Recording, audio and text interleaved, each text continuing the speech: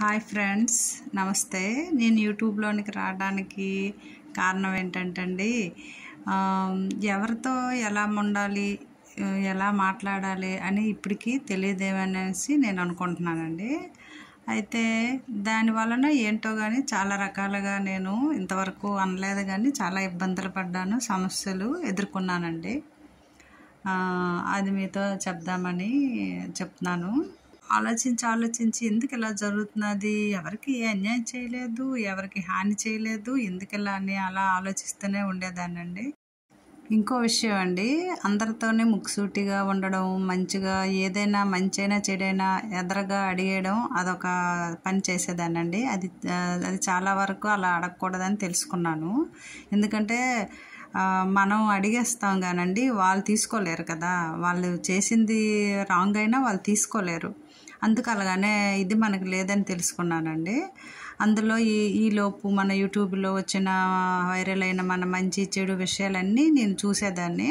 చూసి మంచిని తీసుకున్నానండి. తీసుకుని చాలా వరకు ఆలోచించి చాలా బాగా అర్థం చేసుకొని ఇంకప్పుడండి, ఓహో ఇలా ఉండాలి మనం, ఇలా చేస్తూ ఉంటే ఎవరితో ఎలా మాట్లాడాలి, ఎవరు ఏటన్నా ఏ రకంగా మనం అనాలి, ఎలా ఉంటే బాగుంటుందని అర్థం చేసుకొని చాలా దీనిగా ఇంకెవరికైనా ఇలాంటి ఇబ్బందులు పడతారు కదా, వాళ్ళకు కూడా తెలియచేద్దామని కొన్ని విషయాలు నేను షేర్ చేస్తున్నానండి.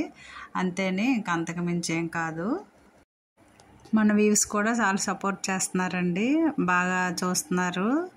థ్యాంక్ యూ అండి అందరికీ. ఒకసారి మీరు కూడా ఆలోచించండి ఈ విషయాన్ని. అలాగే వీలైన మట్టుగా మనం పూజ చేసుకోవాలండి, ఇంట్లో రోజు చేసుకోవాలండి. ఖాళీ చేసుకోవాలి మనం కొద్దిసేపైనా.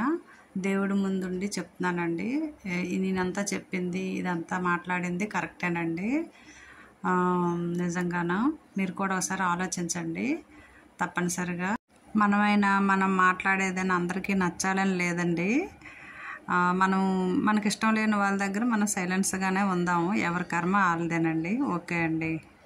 ఇంకో విషయం అండి, మన దేవుడి గది, మన దేవుడు, మన పూజా విధానం ఇలా మంచిగా చేసుకుంటే చాలా ప్రశాంతంగా ఉంటుందండి. ఎంత హాయిగా ఉంటుందో ఒకసారి చూడండి మీరు కూడా. ఓకే అండి, థ్యాంక్ యూ. శుభోదయం.